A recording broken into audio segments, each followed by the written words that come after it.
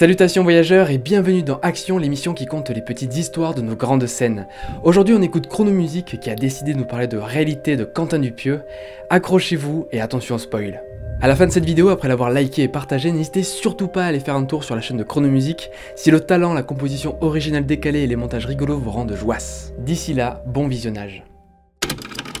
Aujourd'hui, j'ai envie de vous parler de Réalité de Quentin Dupieux. Déjà parce que c'est probablement mon film préféré, toutes catégories confondues. C'est aussi mon préféré de Dupieux, fatalement, parce qu'il cristallise vraiment bien ce qui m'attire le plus dans son cinéma, à savoir cette espèce d'équilibre entre branlette intellectuelle et je m'en foutisme bienveillant dont je suis extrêmement friand. Alors pour en parler un peu en détail, je vais devoir spoiler massivement, donc si vous n'avez jamais vu Réalité, téléchargez-le illégalement et revenez dans 1h27. Le film comporte deux intrigues principales qui s'entremêlent, mais celle qui nous intéresse ici, c'est celle de Jason, un réalisateur joué par Alain Chabat qui veut faire un film d'horreur dans lequel les télévisions tuent les gens en leur envoyant des ondes qui les crament et qui les font saigner de partout. Bob, le producteur campé par Jonathan Lambert, est prêt à signer le projet, mais à une condition, Jason doit lui proposer le meilleur cri de douleur de l'histoire du cinéma. Le bon Jason a donc 48 heures pour trouver ce cri pour lequel Bob n'attend rien de moins qu'un Oscar. Donc il commence à enregistrer tout ce qui lui tombe sous la main, à commencer par lui-même, mais en voyant l'échéance se rapprocher, il commence à paniquer. Alors il appelle l'assistant de Bob, qui lui conseille d'aller voir un film pour se détendre un peu, et le producteur lui accorde 24 heures de plus, histoire de le rassurer. Donc voilà typo que Jason, il va au cinéma, et il se rend compte en fait qu'on projette son film. Son film qui du coup peut pas exister, puisque Jason l'a pas encore commencé. Du coup il panique, il essaye d'interrompre la projection, et il se fait foutre dehors comme un malpropre.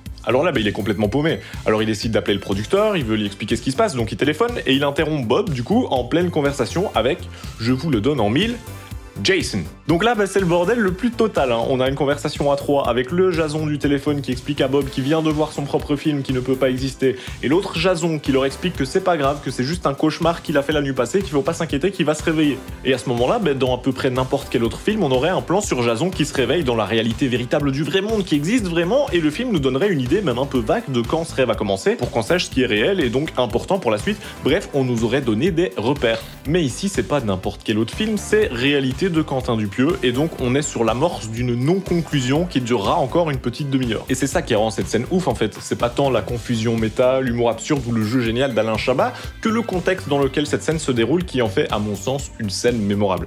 Je vous conseille évidemment d'aller revoir le film, perso plus je le vois plus je l'aime. Moi je vous fais des bisous, prenez soin de vous et n'oubliez pas que vous êtes les meilleurs. Salut voyageurs!